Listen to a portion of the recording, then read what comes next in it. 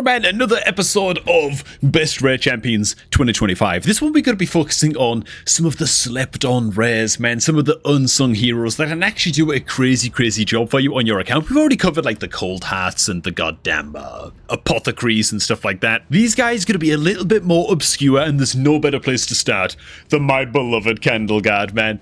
Actually genuinely love this champ. I think that she's a great rare champ nuker with multiple skills that attack all enemies and also all kinds of self buffs. You know, man, it is lovely to see that after the review resets, the community is starting to agree. They're starting to cut. Now, she only got 6 ratings, obviously, but people are starting to wake up, man, to the power of Candleguard. Does she have the damage and the damage modifiers of the starter champion rares? Not quite, but the point is she's not far off, man. She brings a chance to steal enemy buffs on her A1 on a single target hitter. Not bad, fine. On her A2, she has an attack all enemies with a chance of placing a weak version of Weaken debuff for a couple of turns, bookable down to a 3-turn cooldown, and then she has all of the self buffs on her A3. Small versions, but still, for a rare champ, not bad. Place increased attack and increased crit rate buff on this champ for 3 turns, then attacks all enemies. 3 turns, that's actually important because this is a 4-turn cooldown skill when fully booked, so it's 100% uptime on a 15% crit rate buff, meaning you can build her out with 85% crit rate, and the rest can go into damage. Great little nuker to bring into faction wars and wave content and stuff like that. Solid unless you have a better option. That's it really, you know? Sticking to the Dwarves faction, a champ I haven't even taken a peek at for a long time. I can barely remember what Dilgol does.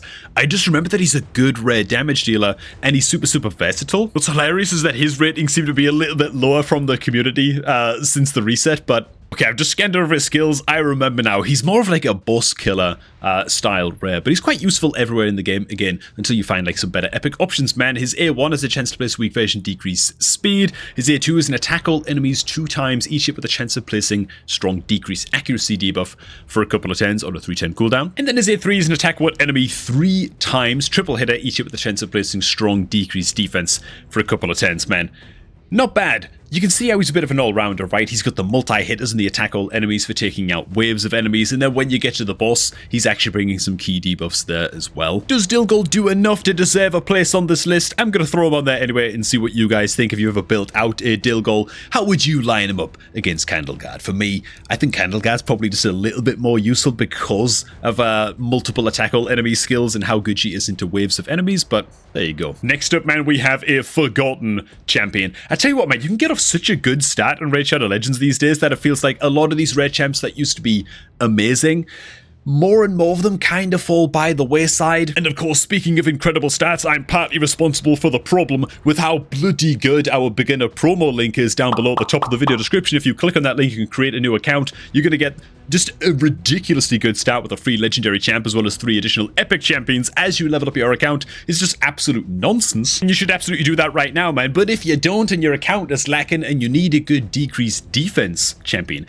at least I think that's what Fleshmonger does. This is a rare champion that people used to really value. Apparently the people that build him out still find him pretty okay. You just bring a triple hitter A1 as well, so a little bit of early game Fire Knight progression for just plinking down those shield stacks against the Fire Knight boss. Not bad. He gets to place an increased attack, increased crit rate buff on himself for 2 turns, and then grants himself an extra turn. And then of course he brings the big A3, which is an attack all enemies, has a 75% chance of placing decreased defense debuff for a couple of turns. Obviously, Warmaiden's decreased defense is better, and she's a campaign farmable champion. And so if you're going to be building out a Fleshmonger, it's also only bookable. Oh, you just book it to increase the debuff chance. It doesn't actually reduce the cooldown of his A3, and so Fleshmonger, is he worth a level 50 for Faction Wars if you need a good decreased defense champ to help you out against the waves in Skinwalker Faction Wars? You know what? Maybe he does just about enough for that at least. And there you go, man. I wasn't kidding about pointing out some more of the obscure rare champions in this video. And it only gets crazier from here, man, where we're going to be covering one of the best rare nukers in the game. But she's kind of conditional, man. I'd be real curious to know if any of y'all have built out Marcus. First off, she's a defense-based nuker, which is kind of crazy, right? So the more tanky you build her, the more defense you build her, the more her damage is going to scale up. Her A1 has a chance of placing weak decreased attack. Whatever. Her A3 has a chance of placing freeze debuff on a single target for 1 turn.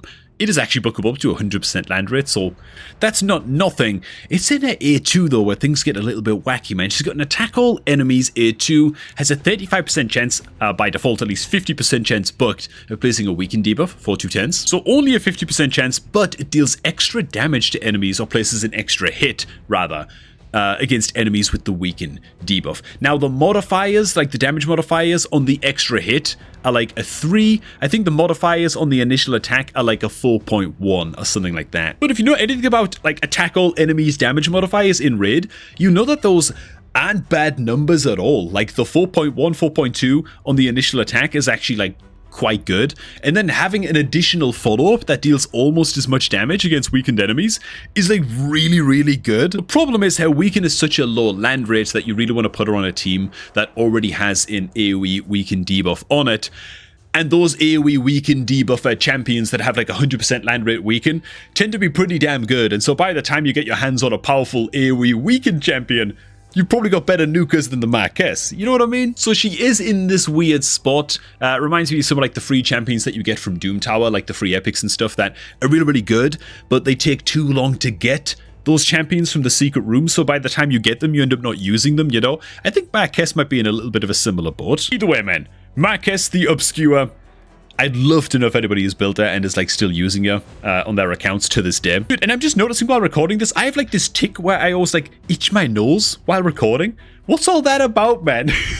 I don't know why I do that. I'm gonna attempt and commit to not touching my nose for the rest of the recording, or at least until we've covered the next champion on this list. It is a fairly new rare champion added to the game, I think just at the end of 2024, Denid the Tusk Knight. This guy, man, has a very simple kit. His A1 has a chance to place Provoke. It's a 40% land rate. Not reliable by any means against like key bosses in the game like Magma Dragon, stuff like that, but helpful against waves. He also has a passive as well that places shield buff on himself when hit by an enemy under Provoke, so quite tanky, you know, defense based. His A2 for a rare champion, crazy. Okay, this is like the only reason you would actually build out the Denid the Tusk Knight. It's an attack all enemies, 3-turn cooldown, place a strong version of strengthen buff on all allies for 2 turns, man. 25% strengthen. What the hell, man? Like for a rare champion that is unheard of. I think he's the only rare in the game that comes close to any kind of buff of this caliber. Strengthen is extraordinarily good, and frankly, like if I was to pull Denid on my free-to-play account, I'd take him up to level 50 so quickly, it would be insane. You don't have to take him all the way up to max level. He's defense-based, you know, he can be pretty tanky. Even at level 50, you can build him pretty tanky enough to survive and keep this buff up at all times, and just trust that he's going to give you value in wave content, faction wars, stuff like that, because he will, right? The power of this buff on a 3-turn cooldown on such an economically, like, such like a cheap champion to build is absolutely insane. So, yeah, Denid the Tusk Knight, particularly if you're like a free-to-play player, I'd say keep your eyes out for this guy. And by the way, I want to point out, yeah, he's Void Affinity, but it's nice to have some good Void Affinity rare champions that you can pull from your Void Shard, so that if the inevitable happens and you don't pull, you know, the Aniri, Godseeker Aniri that you're looking for, or whatever Void champion you're looking for from your Void Shards, if you do pull a rare champion, it's nice to know that there are a couple of rare champions out there that you can grab from Void Shards that are actually pretty good and can be worth building on your account, just so that you're not too disappointed, you know. Next to, man, a champion that I actually have built out at level 50 with a 5-star perfect soul. Where is he? Why am I looking at the epics, man? Where did he go? There he is, man. Good old Longsword Torix. Dude, this guy's great. I really like this champion indeed, man. He has a chance to place Leech on his A1. He's just a great little wave controller. Chance to place Leech on his A1, just more healing across your entire team. I also jump to his passive, which is place a block damage buff on this champ for 1 turn if the incoming damage exceeds 20% of his max HP. Not bad. Also, counter-attacks when hit by an enemy under Provoke debuff, right? So he's counter-attacking like crazy, because he brings a Provoke on his A2 on an AoE, but the fact that he's counter-attacking in with his A1 means that he's placing all kinds of Leech debuffs across the entire enemy team, if he's booked out. Does take quite a lot of books, but he's a rare champion, you know, it doesn't take that much effort to book this guy out over time. He's not going to be a high priority book target, of course, in the early game, but still. Anyways, this A2, it's an attack all enemies before attacking, places increased defense on all allies for 2 turns, also has a 65% chance booked of placing Provoke debuff. for 1 turn on a 3-turn cooldown. Just a fine wave controller. Again, not a mega reliable provoke, but he can do a job being defense-based, provokes, leeches, all of that good stuff. Even just take it up to level 50, man.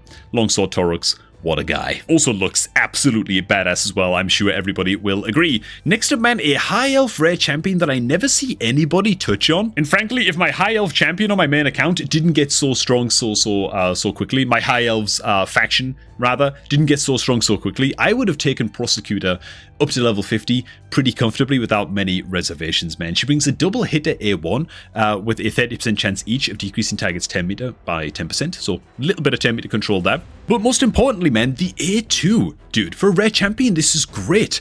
Bookable down to a 3-turn cooldown, attack all enemies, 75% chance of placing a strong decreased speed debuff for 2 turns. As far as rare champion skills go that place decreased speed, is this just like the best in the game? It might just be the best in the game as far as rare champions go. It's comparable to that of Eris, I believe. Oh no, she places increased speed.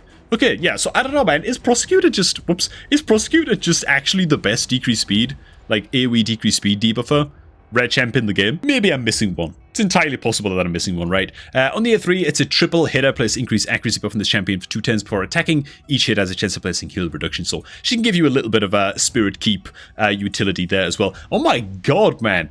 Apparently she's got a little fan club going as well. Hang on, is Prosecutor a he or a she? Looking for boobs. Champion law? No, rare champions never get law in this game. Damn it. I mean, if I had to guess, I'd say that it's a she, but who the hell knows, man, with elves, you know what I'm saying? It can always be, a little bit ambiguous, man, with those goddamn elves. Well, it calls her a she on hellhades.com, man, so I'm just gonna go. I think I was right, man. Prosecutor, great rare champ option. Next up, a champion that we actually just didn't touch on in, like, our best rare champions of 2025 video that, I guess I just missed off the list because I'm an idiot, is Frozen Banshee. This is a great Demon Lord clan boss poisoner. Probably better than Kael, I want to say. But then again, if you start off your account with a Kael, there's a case to be made for just not wasting the resources leveling up a Frozen Banshee because it's not that big of an upgrade. But if you're in need of a poisoner in the early game, this is basically the best budget option you can hope to come across, right? With a double hitter A1, 100% chance on each hit of placing a strong poison debuff for 2 turns if the target is under poison sensitivity, which you best believe she brings a poison sensitivity debuff as well for a couple of turns on a 3-turn cooldown on her A3, just increasing the damage taken from poison debuffs, by the way. Yeah, just an amazing champ for that alone. Now, there was a time where people would recommend building out Frozen Banshee alongside Gravechill Killer if you get this champion combo. This is because Gravechill Killer also brings strong poison on her A1, and she also brings on her A3 an attack one enemy 2 times. For some reason, there's no space. That's gonna annoy me forever now. Plarium, I can take the tooltips being vague and ambiguous sometimes, but why is there no gosh darn space here? In between the period and the E. Anyway, man, each hit places a weak poison debuff for 2 turns. However, places a strong poison debuff instead if the target is under a poison sensitivity debuff. So they've got like this good little combo going between Gravechill and Frozen Banshee. That said, personal opinion, I feel like if you get yourself a Frozen Banshee, and maybe you want to run her alongside your Kael, for example. Let's just hypotheticals here. And you take a Frozen Banshee up to, say, level 50. By the time you get a Gravechill Killer, I'm just not convinced that it's worth putting the resources into both Frozen Banshee and Gravechill Killer if you've already got a Kael on your account. You know what I'm saying? Like, the damage increase against Demon Lord Clan Boss is probably not going to be that significant. I don't think I'd consider Gravechill Killer one of the better res in the game anymore because she relies so much on like the partnership with Frozen Banshee, and at the end of the day it's 2 rare champions that you can build out in the early game for 1 use and 1 use only, and it's really just Demon Lord Clan Boss. You know, you're going to be taking your Kael instead into things like Dragon because he's better at clearing the waves leading up to the boss, whereas Frozen Banshee, it's like she's got 1 job and it's Demon Lord. I mean, she's got a 4.7 in Dragon's Lair.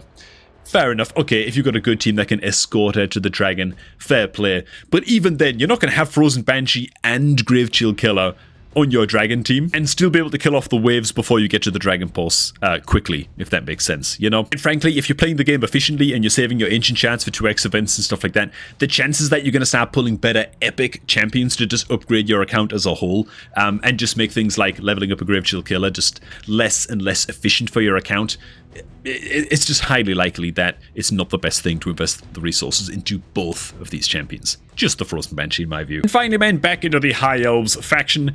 A champ that's grown on me a wee bit over time. We've already covered the likes of Reliquary Tender in like the best ever rare champs videos. We don't need to touch on her again. I am going to go ahead though and spotlight Selenia. Why? I'm increasingly, like, as I start to progress through Curse City hard mode and stuff like that for the first time really on my main account and really start blasting that, it's becoming apparent to me how important it is to just have as many different HP burner style champs on your account as possible, so that if you come up against a Frost Spider and in Cursed City you're limited in what factions you can use against Frost Spider, right? You need at least one champ in your roster that's able to place the HP burn on the boss, or else you best believe you are not progressing very far in that Cursed City run. And so frankly, Selenia can do that job as a rare champ.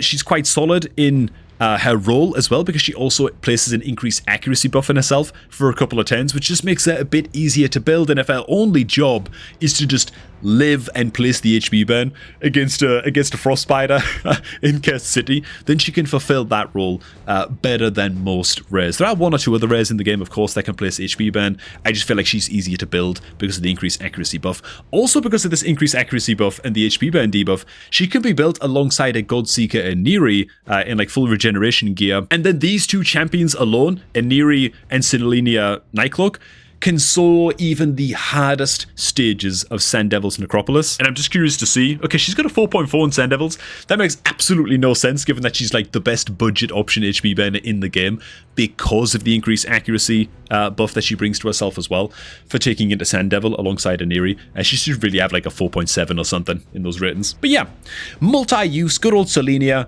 Do you need to rush to build her out on your account? Of course you don't, but if you get yourself in a Neri and you're looking for a budget HP burner to build out with one job against Sand Devil, then she's a great option. And alright man, there are but a handful of rare champions that we haven't covered so far in this series, and so we're scraping the bottom of the barrel a little bit, man, for this 2025 series of best rare champs. Keep the suggestions coming in the comments. I'll be scanning on through those, and maybe we can eke out one more video for like the most underrated of underrated rare champs. So maybe there's just some good ones that I've missed so far in this series. You will find a list of all of the champions that we've covered so far in this series down below in the description box, so do make sure to check that before posting your comment. And while you're down there, remember to use our happy little beginner promo link if you're itching to create a new raid account and just get a fresh start in 2025, man. The best fresh start you could possibly imagine, of course, with 4 free epic champions. Actually, hang on, 4 free champions, and one of them being a legendary champion, Kurzad or Fox Hunter, man. Best beginner promo link going. You'll find that at the top of the description box, man. Hey, thanks for watching. Do please enjoy the rest of your day. And I'm going to catch all of y'all just a tad bit later, man.